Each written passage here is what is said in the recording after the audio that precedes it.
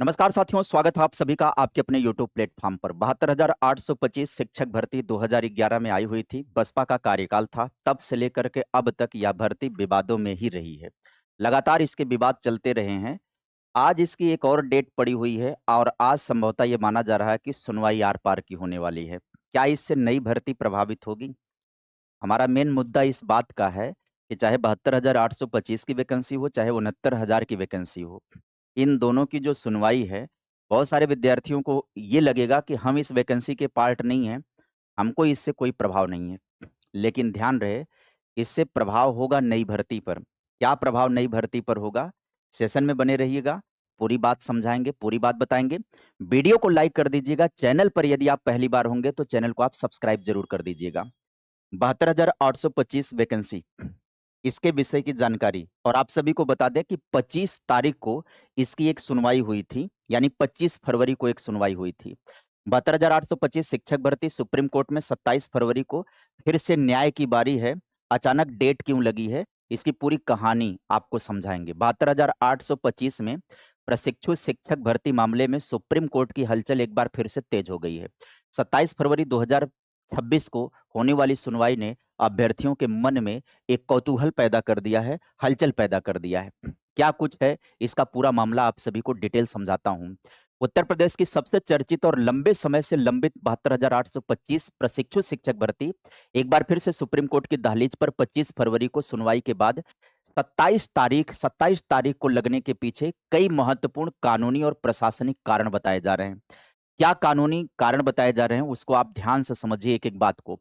पिछली सुनवाई में हुआ क्या था, कोर्ट ने राज्य सरकार के कड़े रुख और डाटा विसंगतियों पर नाराज़गी जताई थी। जी हाँ, जो राज्य सरकार की तरफ से याचियों का डाटा प्रस्तुत किया गया, प्रभावितों का डाटा प्रस्तुत किया गया, उसमें विसंगति थी। यानी जो गूगल फॉर्म भराया गया था या जो याचियों की तरफ से या जो इनके तरफ से डाटा था और सरकार की तरफ से डाटा, दोनों में अंतर आ गया। शिक्षा विभाग के वरिष्ठ अधिकारियों को स्पष्ट निर्देश दिया गया कि डाटा स्पष्टीकरण के लिए और डाटा स्पष्टीकरण करके फिर से बुलाया गया। समझिए डाटा स्पष्टीकरण में समस्या क्या आ रही है। रिक्त पद जो हैं उस वैकेंसी में और याचियों की संख्या जो है, वो दोनों में अंतर है। सरकार द्वारा ये बताया जा रहा है कि रिक्त पदों की संख्या जो है 8,000 है, याचियों की संख्या 16,000 से 18,000 है और सरकार केवल रिक्त पदों पर ही भर्ती करने की बात कर रही है, जो रिक्त पद हैं वही दिया जाए। देखिए, सरकारी अधिवक्ता ने कोर्ट में दलील दी कि विभाग के पास केवल लगभग 8,000 पद ही रिक्त बचे हैं, जबकि नौकरी की मांग कर रहे याचियों का आंकड़ा गूगल फॉर्म और पुरानी सूचियों को मिलाकर 16,000 से 18,000 के करीब पहुंच रहा है। सरकार ने कहा कि इतनी बड़ी संख्या में याचियों को समायोजित करना संभव नहीं है। ये सरकारी वकील का बयान है भाई। अब आगे समझिएगा। दूसरा तर्क जो दिया गया सरकार की तरफ से, वो तर्क दिया गया कि वर्तमान नियमों के अनुसार बीएड डिग्री धारक प्राथमिक शिक्षक भर्ती से बाहर हैं। अभ्यर्थियों को नियुक्ति नहीं दी जा सकती है। ये दूसरा तर्क है। कोर्ट में जज के सामने एक ये तर्क दिया जा रहा है कि रिक्त पद 8,000 हैं और जो डाटा है उसमें 16,000 से 18,000 हैं। हम 8 ही हज़ार दे सकते हैं मैक्सिमम।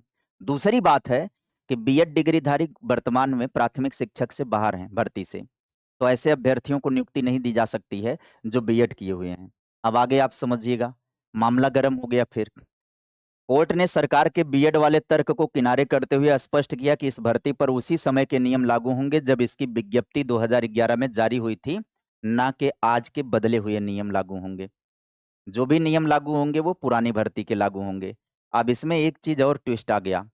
अब 69,000 में जो सरकार ये तर्क दे सकती थी कि 69,000 में जो नए लोगों की नियुक्ति को लेकर के बात फँसी हुई है कि बीएड वालों को कैसे नियुक्त करेंगे, इससे निष्कर्ष निकल गया कि बीएड वाले पुरानी भर्ती के नियम के साथ अंदर जाएँगे 69,000 में भी, यदि सुनवाई हुई और यदि मौका मिला तो।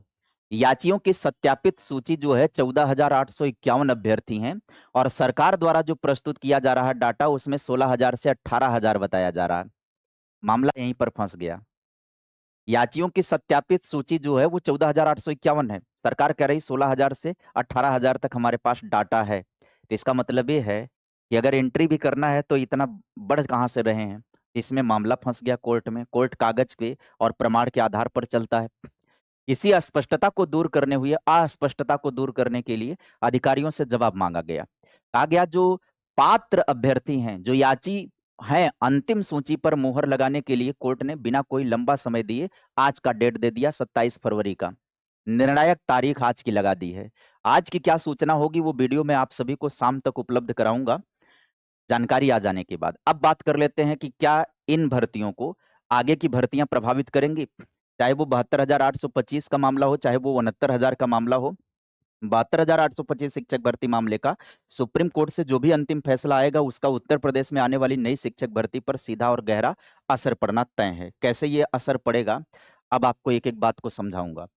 अगर सुप्रीम कोर्ट में 8,000 या 16,000 याचियों को नियुक्त देने का आदेश पारित करता है, मर्सी रिलीफ देता है, तो सरकार को इन पदों का वर्तमान रिक्तियों में से ही देना होगा। भाई 8,000 रिक्त हैं, सरकार ऐसा मान रही है उसमें, तो 8,000 नए पद तो देना पड़ेगा सरकार को। मतलब है कि भविष्य में आने वाली नई शिक्षक भर्ती यदि कभी आ सकती है, तो उसमें क्या हो जाएगा, चाहे 51,000 जो 97,000 जो भी मांग चल रही है, उस मांग के हिसाब से पद कम हो जाएंगे। और वैसे भी सरकार मना कर रही है कि नए पद तो है ही नहीं, हम भर्ती करेंगे कहाँ से, क्योंकि हमारे यहाँ पूरा सिस्टम, पूरा अनुपात समानुपात बराबर है। अब आगे बात समझिएगा, नई भर्ती का रास्ता भी साफ हो सकता है। कैसे साफ हो सकता है? सरकार अक्सर कोर्ट में लंबित पुराने मामलों जैसे कि 72,825 और 69,000 आदि का हवाला देकर नई भर्ती निकालने से हमेशा बचती रही है। सरकार की यह दलील रही है। पिछली बार 69,000 की वैकेंसी वाला जो मामला चल रहा था, जो सुनवाई चल रही थी, उसमें भी सरकार ने यही तर्क दिया था कि पुराने जो मामले हैं वो खत्म हो जाएंगे तो हम नई भर्ती की योजना बनाएंगे। किस मामले में ये सुनवाई हुई थी? जब शिक्षा मित्र वाला मामला गया था तो उसमें बात आई थी कि पुराने मामले खत्म हो तो नए मामले पर हम बात करें। तो ऐसे में 14-15 साल पुराने मामले के पूरी तरह से निस्तारित होने के बाद सरकार के पास नई भर्ती टालने का ये बहाना खत्म हो जाएगा। इससे नई शिक्षक भर्ती और विज्ञापन करने का दबाव सरकार के ऊपर बढ़ जाएगा। मैं ये नहीं कह रहा हूँ कि सरकार वैकेंसी दे ही देगी, लेकिन जब उनके बहाने खत्म हो जाएंगे तो अभ्यर्थियों का दबाव भी तो पड़ेगा। तो सरकार दबाव में आएगी भर्ती को लेकर के, और यही वो समय है। यदि 72,825 का, यदि 69,000 के मामले पर सुनवाई आ गई तो निश्चित तौर पर दबाव काम कर जाएगा। और यहाँ पर आएंगे, 2011 का नियम था कि बीएड और डीएलएड दोनों शामिल हुए थे। पुराने नियम में बीएड भी शामिल था, 69,000 में भी बीएड शामिल था, लेकिन नई प्राथमिक भर्ती में केवल डीएलएड मान्य रहेगा। ये भी स्पष्ट है पूरी तरह से। कोर्ट में कई बार इसको लेकर के सरकार ने खुद दलील दे चुकी है। सरकार किसी भी तरीके से बीएड को एंट्री लाने के लिए अब बहुत माथापच्ची करना पड़ेगा उनको, तो ये वाली संभावना अब नहीं रहेगी। एक साथ हजारों याचियों को नौकरी मिलेगी तो विभाग पर अचानक वेतन और बजट का भार भी बढ़ेगा। सरकार ये नहीं चाहती है। इसके कारण सरकार नई भर्ती के नोटिफिकेशन को कुछ महीने के लिए आगे कर सकती है ताकि बजट का प्रबंधन किया जा सके। ये सरकार कुछ ही महीनों के लिए नहीं करेगी, कई वर्षों के लिए आगे कर देगी, जैसे ही उसके ऊपर वित्तीय भार, देखो नई भर्ती ना देनी पड़े, इसके लिए ये लोग लगातार खेला खेल रहे हैं, आंकड़ों का खेला खेल रहे हैं। और कई बार लोगों को जानकारी भी नहीं हो पाती आंकड़ों के खेले में। मैंने आपको स्कूल बंद की एक वीडियो बनाया था, जो सरकार का, जो एजुकेशन मिनिस्ट्री का रिपोर्ट था, केंद्रीय रिपोर्ट जिसमें था, जिसमें 27,000 स्कूल प्राथमिक के बंद हुए हैं। कहाँ पर? उत्तर प्रदेश में बंद हुए हैं। 27,000 में यदि एक विद्यालय में 3 ही मास्टर होते, तब भी आप देखिए कितने पदों को खत्म कर दिया गया। तो पद तो सरकार खत्म कर दे रही, स्कूल ही बंद कर दे रही है, वैकेंसी ना देनी पड़े इसलिए।